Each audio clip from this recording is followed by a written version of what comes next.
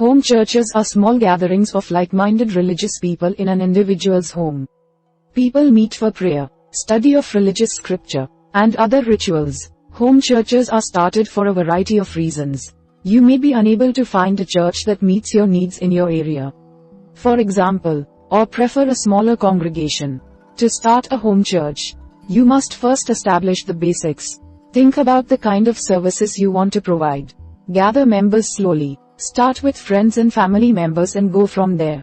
Create regular meetings that include customs that meet the needs of your congregation. So, we are going to watch about the how to start a home church. Method 1. Establishing the basics. First is choose the right house for your church. While you may assume your home will be the place for your home church, this is not always the best idea. A home church should ideally be based in an area without any established churches nearby or where nearby churches are bigger and less intimate. Many people prefer smaller services, which is why they may seek out home churches. You should also pick an area that would be easy for potential members to reach, such as a home found in a central location in a city or town. Networking with other people with similar religious beliefs is important when starting a home church.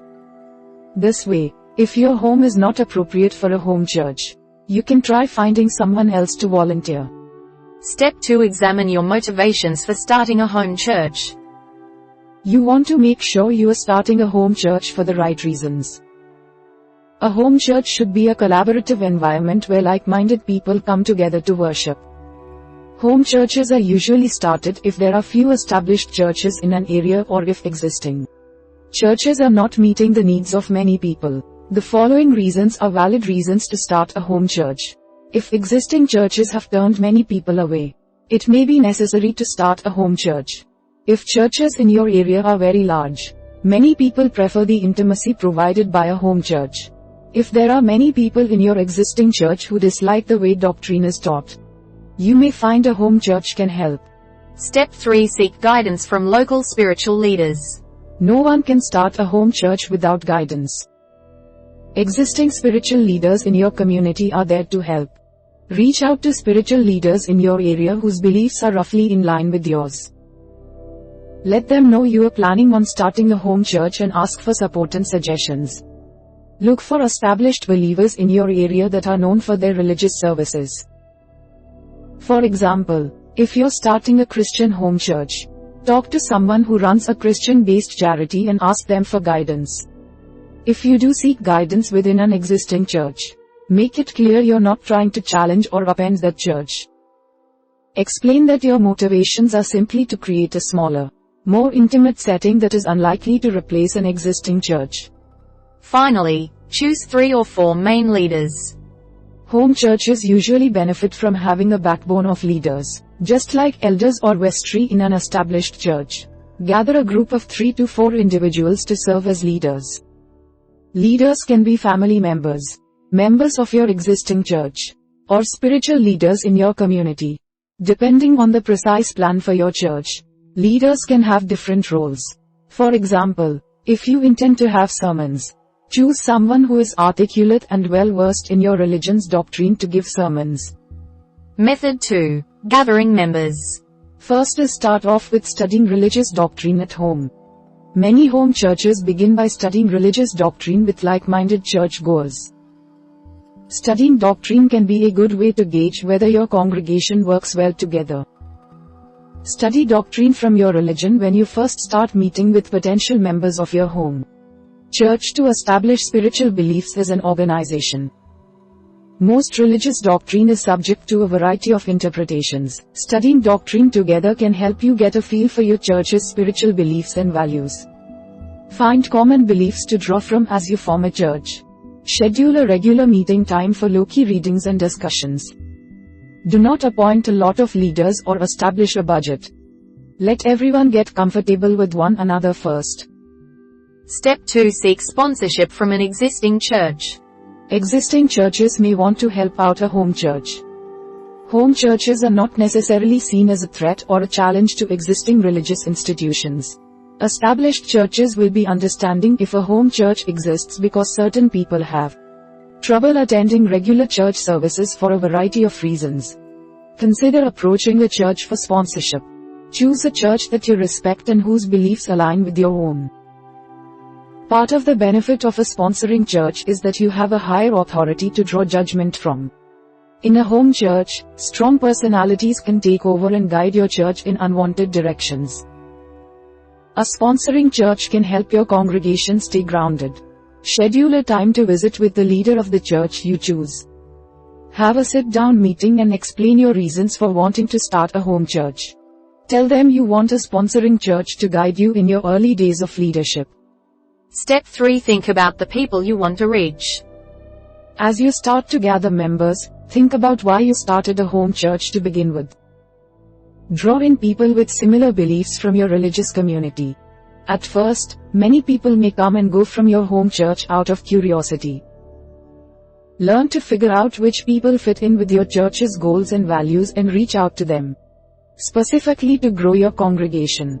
For example, say you started a home church because the existing church in your area is difficult for many to reach. Look for people who frequently miss services due to difficulties with their commute. These people's needs would be met through your home church. Choose sincere believers who have a genuine need for a home church. Many people like the idea of a home church because it seems fun and trendy. Make sure your members want to be part of a home church because you're providing them a specific spiritual experience. Step 4. Start with a small group.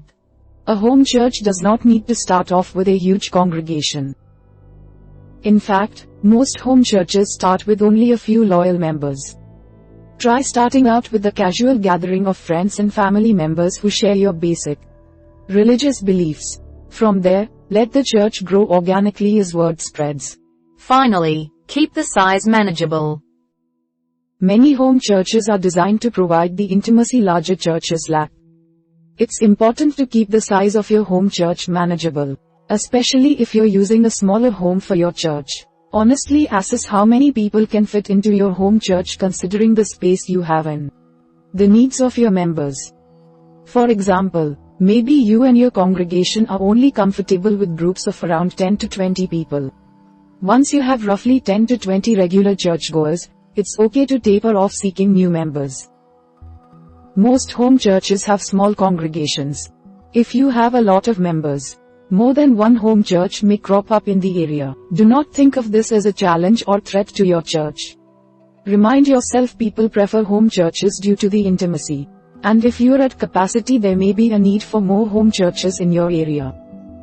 Method 3. Having regular meetings and services. First is meet at least once a week. Regular meetings are key to keep a home church going strong. Find a weekly meeting time that works for everyone. The advantage of a home church is that you do not have to meet on traditional worship days. Especially if some members are unavailable on those days. If the time works for everyone, there is no reason a home church cannot meet on, say, a Tuesday night. In the early days of your church, you may have to play around with time a little before finding the right time for services. Step 2. Read and discuss doctrine. Try reading a section of religious doctrine each week. Afterwards, have a brief discussion about what the piece means and how to incorporate its lessons into your life. Part of the appeal of a home church is the increased intimacy. Therefore, allow everyone to participate equally in the discussion. It can be helpful to have someone particularly knowledgeable of your religion's doctrine lead the lecture. For example, say someone who majored in religious studies in college is part of your church. Have them lead the discussion. Step 3. Pray for one another. To foster a sense of community, reserve part of your services for praying for one another. The method you choose to do this is up to you and your congregation.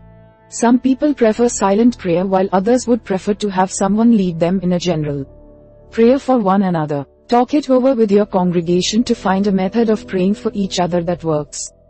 You can also say a general prayer for those around you that are in need.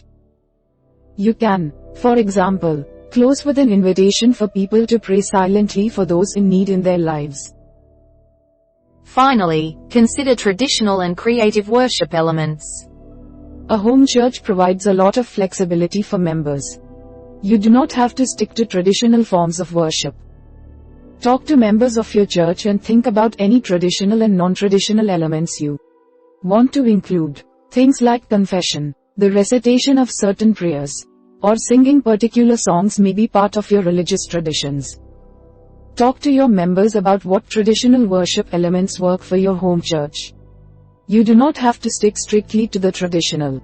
However, ask your members what creative forms of worship interest them. Some people may want to experiment with things like meditation, religious dance, or other less conventional forms of worship. We hope it is useful to you. Please subscribe to our channel to upskill yourself.